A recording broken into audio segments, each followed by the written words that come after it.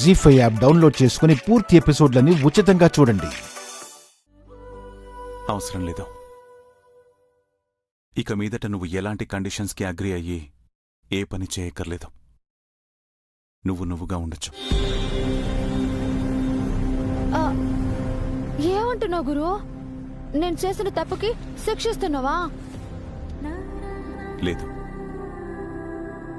నా తప్పుని సరిదిద్దుకునే ప్రయత్నం చేస్తున్నాను. నాకేం అర్థం కాలేదు గురు. అమ్మకి నా మీద అను మీద నమ్మకం చాలా ఎక్కువ. ప్రపంచం మొత్తం మేం తప్పు చేశామని చెప్పినా చివరికి ఆ దేవుడు చెప్పినా కూడా తను నమ్మదు. తనకి మా మీద అంత నమ్మకం. కానీ నేనేం చేస్తున్నాను? తనని అబద్ధాలతో మభ్యపెడుతున్నాను. తన నమ్మకాన్ని మోసం చేస్తున్నాను. అది నాకు చాలా గిల్టీగా అనిపిస్తుంది. నువ్వు చేస్తుంది కూడా వాళ్ళ సంతోషం కోసమే కదా గురు. నిజం తెలిస్తే బాధపడతారనే కదా నన్ను ఏడుకు తీసుకొచ్చావు. సిచ్యువేషన్స్ ఏమైనా సరే నువ్వే అను అని నేను నమ్మాను కాబట్టే నేను చేసేది తప్పు కాదు అనిపించి నేను ఇక్కడికి తీసుకొచ్చాను. నువ్వు వచ్చిన దగ్గర నుంచి నీ ప్రవర్తనలో గాని మాటల్లో గాని ఇంట్లో వాళ్ళకి ఎలాంటి అనుమానం కలగకుండా జాగ్రత్త పడుతూ వచ్చాం.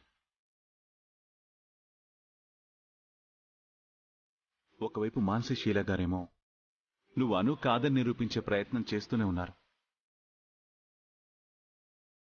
తెలుసో తెలియకో నువ్వు కూడా నువ్వు అనువి కాదేమో అనే డౌట్ క్రియేట్ చేశావు.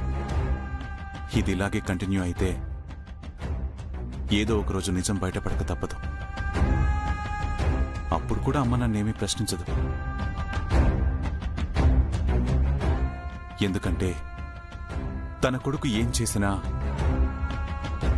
అందులో ఏదో అర్థం ఉంటుందనే నమ్మకం నా మీద. కానీ ఆ క్షణం నేను అమ్మని ఫేస్ చేయలేను. నాతో ఒక్క మాటైనా చెప్పొచ్చు కదా అని అమ్మ చూసే చూపును కూడా నేను ఈజీగా తీసుకోలేను. ఇప్పుడు అంత దూరం ఎందుకు ఆలోచిస్తున్నావు గురు? ఏక మీదట నేను జాగ్రత్తగా ఉంటానని చెప్తున్నాను కదా. ఎవరికి ఎక్కడ ఏ అనుమానం రాకుండా నేను చూసుకుంటాను. ప్రాబ్లం నువ్వు కాదు. ఇక మీదట కూడా నేను అమ్మని అబద్ధాలతో మోసం చేయాలనుకోవట్లేదు.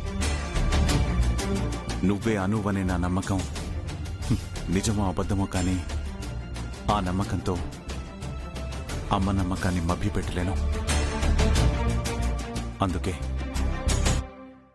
జీ5 యాప్ డౌన్లోడ్ చేసి అన్ని ఎపిసోడ్స్ పూర్తి ఉచితంగా చూడండి.